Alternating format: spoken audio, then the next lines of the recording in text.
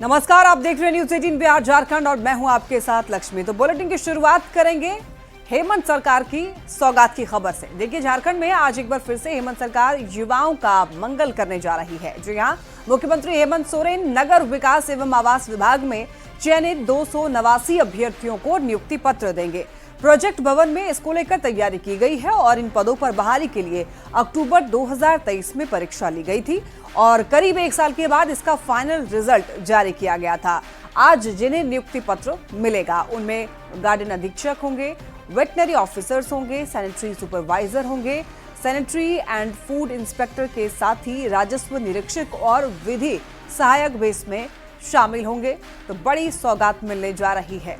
मुख्यमंत्री हेमंत सोरेन आज नगर सेवा संवर्ग से जुड़े हुए 289 अभ्यर्थियों को देखे नियुक्ति पत्र सौंपने जा रहे हैं। और इतना ही नहीं, आज उच्च शिक्षा विभाग से जुड़े हुए 6 आधिकारिक पोर्टल भी लॉन्च किए जाएंगे। और कुल मिलाकर के रांची स्थित झारखंड मंत्रालय आज कई महत्वपूर्ण फैसलों का गवाह भी बनने जा रहा है। झारखंड मंत्रालय से ज्यादा जानकारी दे रहे हैं संवाददाता संजय कुमार सिन्हा। मंत्रालय का यह कक्ष कई महत्वपूर्ण फैसलों को लेकर एक यादगार तारीख बनने जा रहा है। और बता दें कि आज मुख्यमंत्री हेमंत सोरेन नगर सेवा संवर्ग के 289 अभ्यर्थियों को नियुक्ति पत्र सौंपने जा रहे हैं। राज्य सरकार का दावा है कि यह वर्ष नियुक्तियों का वर्ष होगा और ऐसे में लगातार जो है नियुक्तियों को लेकर के जो कह सकते हैं कि जो पत्र है वो भी सौंपा जा रहा है।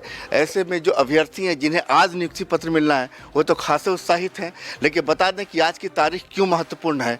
एक तो मुख्यमंत्री हेमंत सोरेन 289 अभ्यर्थियों को नियुक्ति पत्र सौंपेंगे और दूसरा कि आज जो छात्रों के लिए जो जन उपयोगी हैं उच्च शिक्षा विभाग से जुड़े 6 पोर्टल भी लॉन्च किए जाएंगे, जिससे यूनिवर्सिटी कह लें या उससे जुड़े तमाम उच्च शिक्षा विभाग से जुड़े जो भी लोग हैं उन्हें कामकाज में आसानी होगी। कुल मिलाकर बता दें कि जब मुख्यमंत्री हेमंत सोरेन इस कक्ष में तमाम चीज़ों का ऐलान करेंगे, घोषणा करेंगे, शुरुआत करेंगे, तो जाहिर है कि झारखंड के विकास को एक बड़ी गति मिलने जा रही है। कहानी आज इतने पर ही खत्म नहीं होती है। आपको बता दें कि ठीक शाम 4 बजे हेमंत कैबिनेट की बैठक होने जा रही है। उस बैठक में भी मैया सम्मान योजना के प्रस्ताव पर एक कुछ महत्वपूर्ण फैसले आ सकते हैं। बता दें कि मैया सम्मान योजना में दिसंबर के बाद अभी तक 2 महीने की जो राशि है लाभुक महिलाओं के लिए वंचित है, यानी खाते में राशि नहीं पहुंची है। ऐसे में आज की कैबिनेट में उन 2 महीनों की जो लंबित राशि है जनवरी या फरवरी, उस पर भी फैसला आ सकता है। तो जाहिर है कि आज की तारीख कई चेहरों पर मुस्कुराहट ला सकती है। ऐसे में बारी बारी से इंतजार कीजिए मुख्यमंत्री के फैसलों का। संजय कुमार सिन्हा, न्यूज़ 18 रांची।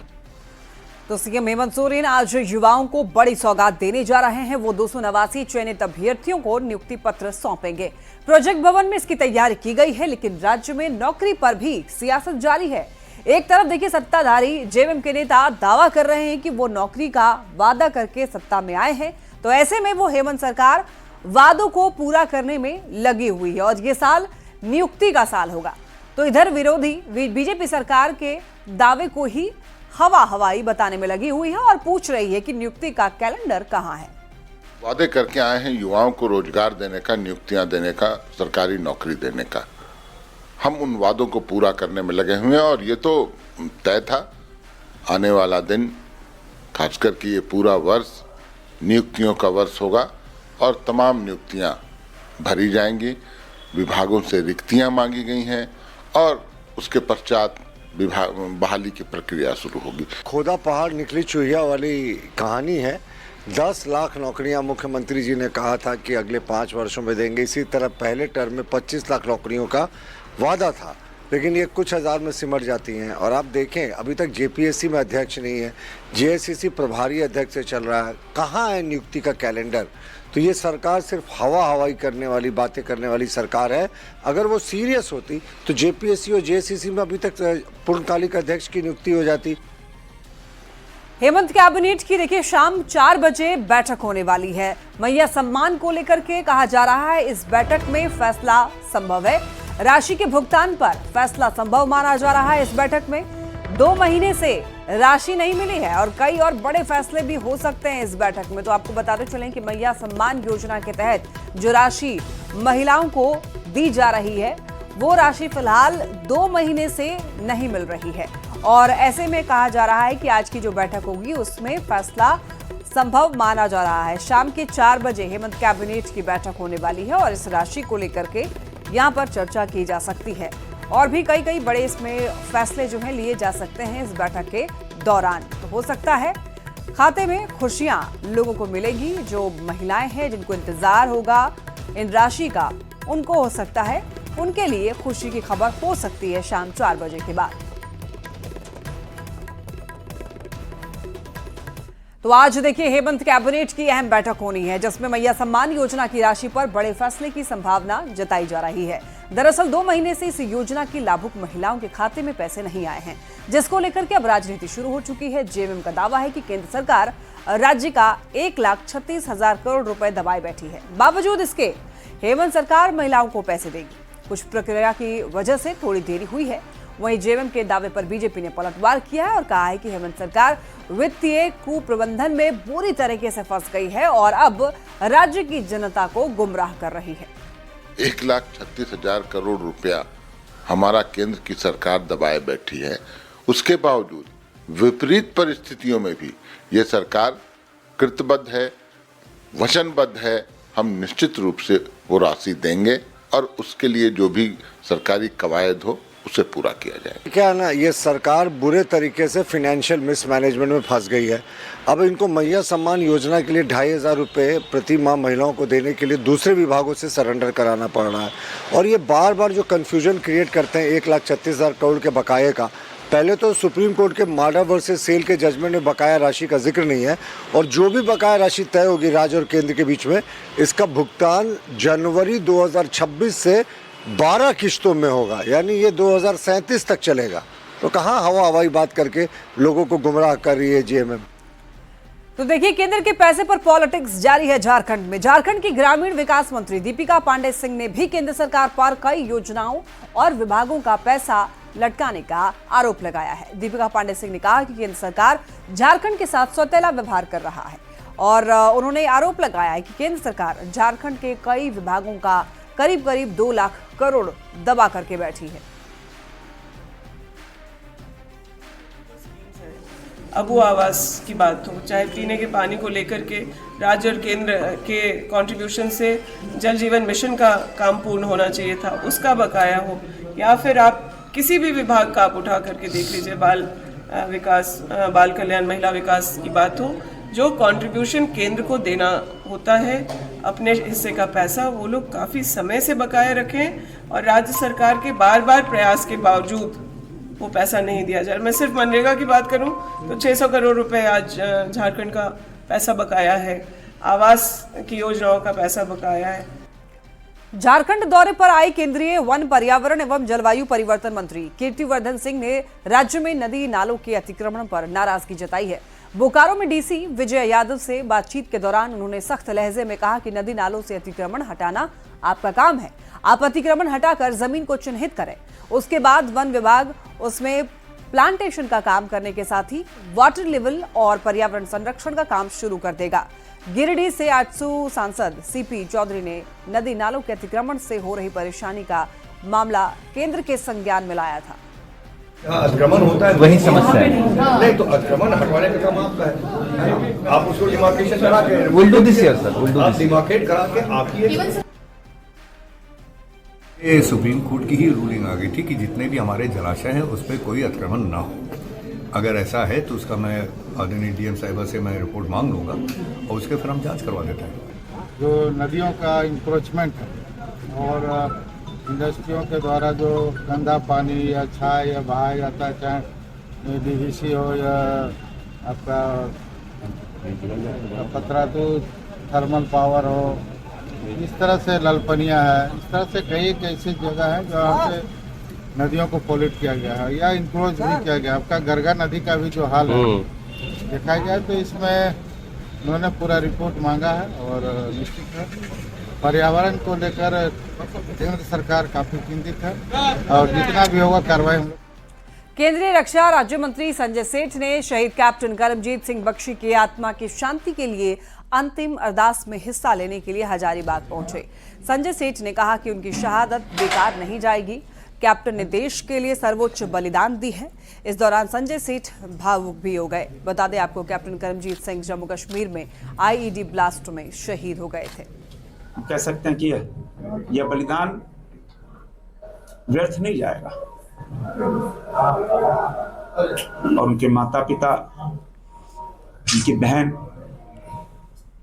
जिस हौसले के साथ इतने दुख के समय उनकी माता ने हमको कहा अभी, मैं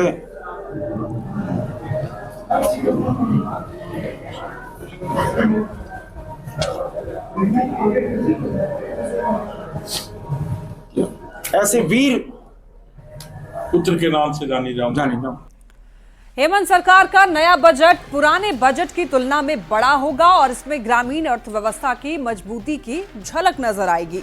वित्त मंत्री राधाकृष्ण किशोर ने न्यूज 18 से खास बातचीत में कई सवालों का खुलकर के जवाब दिया है। उन्होंने कहा कि सोशल वेलफेयर स्कीम पर फोकस करना राज्य सरकार की प्राथमिकता है।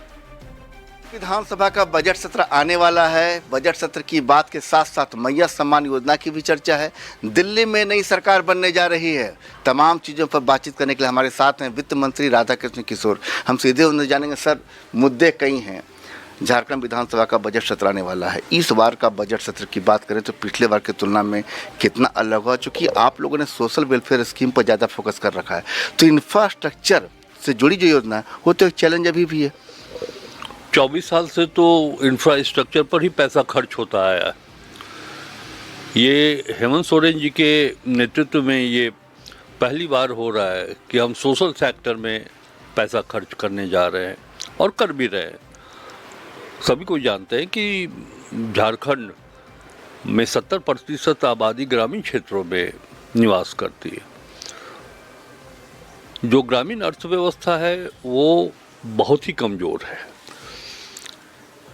और आर्थिक उन्नति के लिए ग्रामीण क्षेत्रों की बात मैं कर रहा हूँ, ये आवश्यक है कि सोशल सेक्टर में पैसा खर्च किया जाए, तो अच्छी बात है। नए बजट में क्या इस हम लोग देखेंगे? तो क्या आकार तो बढ़ाना पड़ेगा आपको। जब पैसा ज़्यादा खर्च होगा सोशल सेक्टर में, रोड है, सड़क है, बिजली है, तमाम चीज़ें हैं, तो फिर आपको बजट बढ़ाना पड़ेगा। और नहीं, बजट का आकार तो निश्चित रूप से बढ़ा हुआ आप देखेंगे। कितना बढ़ेगा ये जब बजट विधानसभा के पटल पर उपस्थापित किया जाएगा तब पता चलेगा। लेकिन तैयारी चल रही है। विभिन्न विभाग के द्वारा बजट बनाया जा रहा है और जब वो हम लोग के पास आएगा, मेरे पास आएगा, तो फिर हम देखेंगे और जैसे ही बजट विधानसभा के पटल पर रखा जाएगा तो उसके बाद ये पब्लिक डोमेन में भी आ जाएगा। लेकिन आपको हम इतना बता सकते हैं कि ये एक ऐसा बजट होगा जो ग्रामीण अर्थव्यवस्था को मजबूत प्रदान करने वाला होगा, नौजवानों को रोज़गार देने वाला होगा, महिलाओं को सम्मान देने वाला बजट होगा। कुल मिलाकर के मैं ये कह सकता हूँ कि एक आइडियल बजट होगा। पलामू सांसद बीडी राम ने केंद्रीय बजट से झारखंड को फायदा मिलने की बात कही है। उन्होंने कहा कि झारखंड में रेलवे के क्षेत्र में भी कई काम हुए हैं। 12 लाख तक की इनकम टैक्स फ्री किए जाने की बात कहते हुए केसीसी, पीएम आवास के साथ स्कूल, कॉलेज और अस्पताल की हालत सुधारने पर जोर दिया। उन्होंने कहा कि झारखंड में 57 रेलवे स्टेशन को अमृत स्टेशन के रूप में विकसित किया जाएगा। के परिप्रेक्ष्य में देखने का जहाँ तक सवाल है, मैंने आपको विस्तार से इस संबंध में बताया कि टैक्स डिवोल्यूशन और ग्रांट्स में किस प्रकार से राशि में वृद्धि हुई है और झारखंड राज्य को कितनी राशि मिली है और रेलवे की परियोजनाओं में भी झारखंड राज्य को कितनी राशि मिली है और किन किन परियोजनाओं को रेलवे के द्वारा प्रारंभ किया गया है। गुमला से बड़ी खबर, ऑटो पलटने से 10 लोगों के घायल होने की खबर मिल रही है। स्कूटी सवार को बचाने में दरअसल ये हादसा बताया जा रहा है। टोटो थाना के आंजन पुल की ये घटना है। सभी घायल सदर अस्पताल में भर्ती कराए गए हैं। ऑटो से बाजार जा रहे थे सभी लोग। कहा जा रहा है कि दरअसल एक स्कूटी सवार को बचाने के दरमियान कहा जा रहा है ऑटो अनियंत्रित हो गया और इसकी वजह से ही ये हादसा हुआ है और करीब 10 लोग हैं जो कि घायल हो गए हैं और सभी घायलों को अस्पताल में भर्ती कराया जा रहा है। बता दें आपको, उन सभी लोगों को भर्ती करा दिया गया है जो कि घायल हैं। अब उनका इलाज चल रहा है अस्पताल में। बड़ी खबर लोहरदगा से, जहां पर कथावाचक सदानंद जी महाराज के किराए के घर में भीषण चोरी हुई है। चोरों ने घर का ताला तोड़कर करीब 5 लाख के सोने चांदी के गहने, भगवान की मूर्तियां और 1 लाख रुपए नगद की चोरी कर ली है। चोरी की यह घटना शारदा नगर स्थित उनके किराए के घर में हुई है। कथावाचक सदानंद जी महाराज के घर में, बता दें आपको, वो ताला लगा करके प्रयागराज गए हुए थे। वो वहां पर 1 महीने के प्रवास पर गए हुए थे। इसी बीच 15 फरवरी को पड़ोसी ने उनके घर में चोरी की घटना की खबर दी।